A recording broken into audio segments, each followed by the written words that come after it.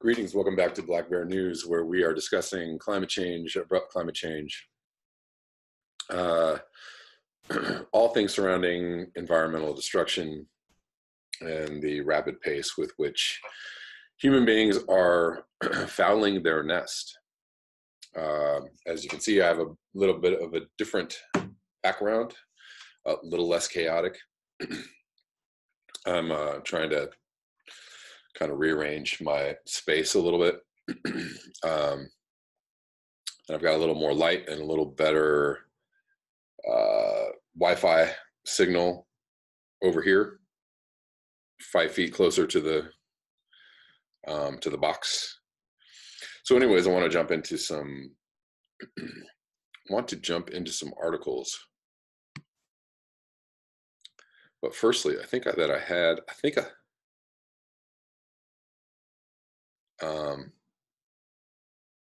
some comments for another day, but we're going to be talking about children and climate change, or young adults, youngsters, younger people, and climate change in this video. And we're going to start off with this article from the BBC News. Climate change, Australian students skip school for mass protest. This is 9 hours ago. And obviously in Australia, they have quite a few things going on. Heat waves, floods, et cetera, et cetera. They seem to be getting hit from all sides all the time. Thousands of Australian school students have urged greater action on climate change and protests across the country. The students skipped school on Friday to highlight what they say are inadequate climate policies by the Australian government. On Monday, Australian PM Scott Morrison rebuked their plans for activism during school hours and insisted his government was tackling climate change. Well, if you insist. Many students said his remarks had bolstered their resolve to protest. We will be the ones suffering the consequences of the decisions the politicians make today. Protester Yagveer Singh, 17, told the BBC. Organizers say they were inspired by Greta Thunberg, a 15-year-old girl in Sweden who has undertaken similar protests. Australia has committed to reducing its emissions by 26 to 28% on 2005 levels by 2030 under the Paris Climate Agreement. Mr. Morrison most recently cited a renewable energy target, a clean energy purchasing fund, and a hydropower project as evidence of Australia's progress. He told Parliament on Monday, "What we want is more learning in schools and less activism in schools." Resources Minister Matt Canavan, meanwhile, angered protesters by saying students would not learn anything from walking off school and protesting. The best thing you can learn about going to protest is how to join the dole welfare queue, because that's what your future life will look like, he told a radio interviewer. Man, these guys are bought and sold. Many students held placards criticizing government and PM Morrison specifically. "I hate ScoMo," Scott Morrison, "more than I hate school," one said. ScoMo. Earlier this week, the UN said Australia and many nations were falling short of their emission commitments. Australia had made no improvement in its climate policy since last year, according to the Emissions Gap Report. School Strike 4 climate action protests have been held in every state capital and 20 regional towns. The BBC asked several students why they were taking part. So they've got some videos here, interviews with the children, and I'm going to link this below. The idea started with, well, it sounds like Australia is actually, Scott Morrison has more intent on some kind of clean energy goals than obviously Trump or Bolsonaro or any of those types. The idea started with Milo Albrecht and Harriet O'Shea Carr, both 14 in the state of Victoria. "The climate change emergency is something we have been thinking about for a long time," Harriet said. "We wrote letters and did different things, but they never seemed to make a difference. Really, education is our only power. By sacrificing that on Friday, it's making a big point." Good for these kids for doing something that's going to actually make people take notice and have articles written about them. We wrote, at least, at very least, and it sounds like they're shutting things down. On some level, we wrote letters and did different things, I already read that. Malot said, we want our government to acknowledge publicly that climate change is a crisis. Stop digging coal, stop making coal mines, switch to renewable energy. Jean Hinchcliffe, 14, saw the idea to protest grow in Victoria and decided to start one in her home city, Sydney. I can't just sit around until I'm old enough to vote, she said. Everyone, all young people, we can see that climate change is a real issue and we're completely sick of politicians' inaction. Well, I'm sick of it too. It's really scary for us to see how it's going to impact our future, she said, citing fears about rising sea levels and extreme weather events.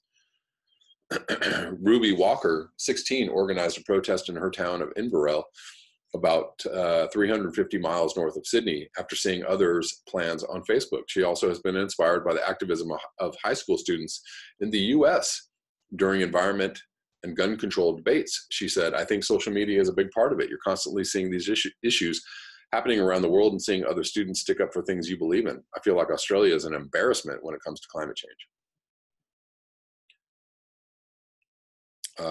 So many governments are embarrassments when it comes to climate change, mostly all of them.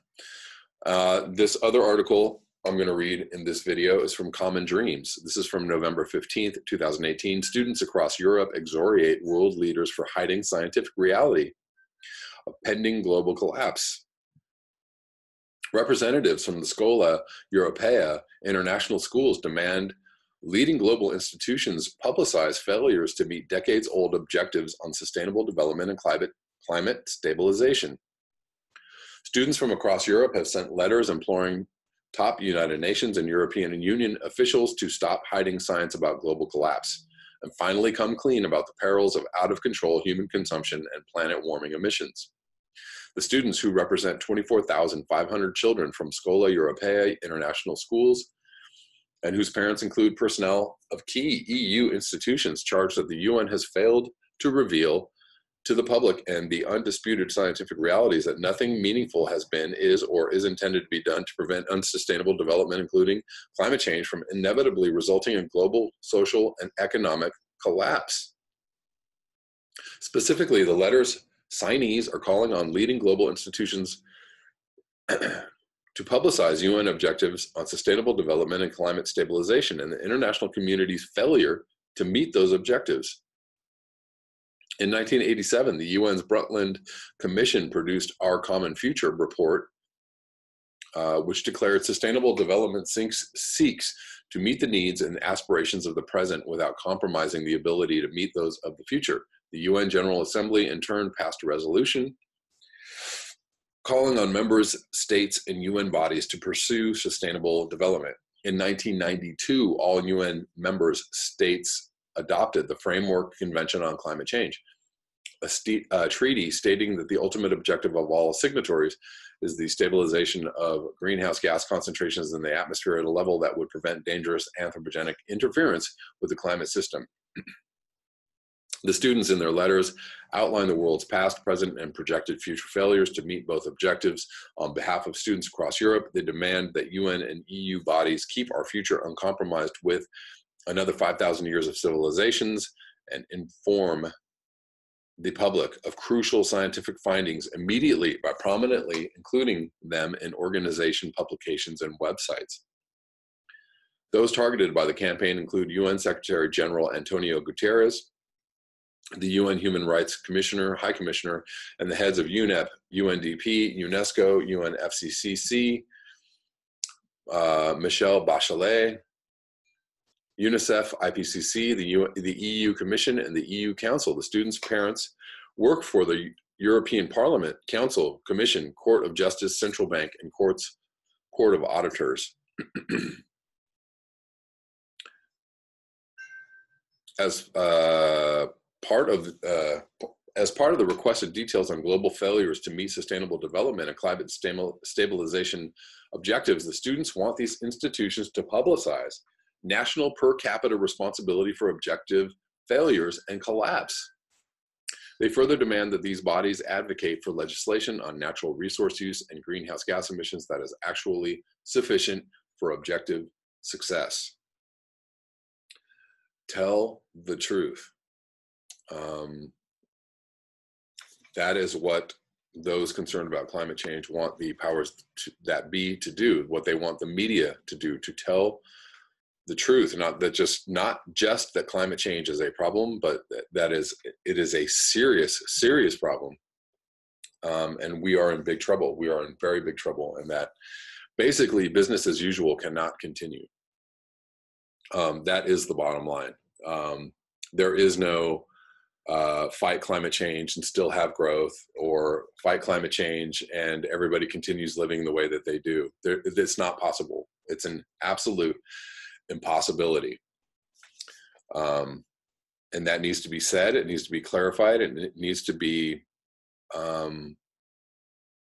repeated and emphasized to people over and over, because people just do not understand that our economy, our way of life, the things that we think are normal or regular are actually the things that are leading us into big, big trouble. This has to be explained. And I'm going to finish this article by reading a comment from Irk1, or Irkone. I don't know how to pronounce this. Steady state economy in a time of abrupt climate change in an entropic system called the biosphere. The only economy that will get us out of this is one that takes the rapid exponential growth function of capitalism and applies it to the expansion and accumulation of nature and biomass. Basically reversing. And if it is oppressive serfdom, so be it. We're a bunch of whining sissies about the hard choices in life. Our grandparents fought trench warfare, and look at us, retweeting shit and complaining, bitching about our shitty jobs, lives, and these fucked up assholes in power. Meanwhile, commemorating Thanksgiving and indigenous generosity without seeing the irony. Indigenous cultures have been shown over and over to be the most effective forces protecting nature. Yet where is the influx of eco-warriors? At Standing Rock, their biggest fear was that after the stand, people would leave and forget about them. They had plans to set up eco-villages, schools, training centers for those who wanted to stay. I don't know what the status of that is now. It has largely disappeared from consciousness. There are more indigenous fighting to protect what we claim is important to us, but we have to work that day or don't like flying. Guaranteed, there is a struggling indigenous community, a $30 bus ticket away, that has been agonizing over ecocide for centuries. Our comfort zone is passive imperialism. We're all just little Eichmanns, aren't we? Thank you, Irkone or Irk1, for that comment. And that's all I have for you in this video. Thank you so much for your eyes, your ears, and your conscience. If you would like to support this channel, you can do so at the links below. Until next time, peace.